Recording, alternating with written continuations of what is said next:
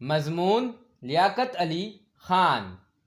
لیاقت علی خان کا شمار ان عظیم ہستیوں میں ہوتا ہے جو پاکستان کے لیے پیدا ہوئیں، پاکستان کے لیے زندہ رہیں اور پاکستان کے لیے اپنی جان قربان کی۔ آپ 1895 میں ہندوستان کے علاقے کرنال میں پیدا ہوئے۔ ابتدائی تعلیم یو پی سے حاصل کی، بی اے علی گڑھ یونیورسٹی سے کیا اور قانون کی تعلیم حاصل کرنے کے لیے انگلینڈ میں آکسفورڈ یونیورسٹی میں داخلہ لیا۔ 1921 میں آپ نے قانون کی ڈگری حاصل کی۔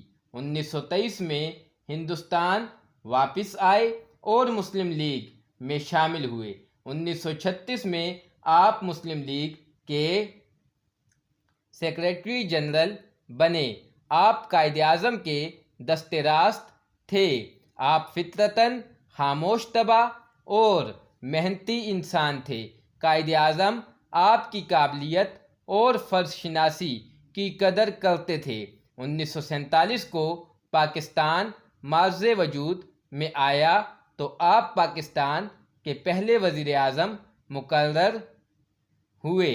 قائد اعظم کی وفات کے بعد آپ پر بہت ذمہ داری پڑ گئی تھی۔ آپ نے اپنے قوت فیصلہ، خود اعتمادی اور نظم و ضبط کی بدولت عوام کا اعتماد حاصل کیا۔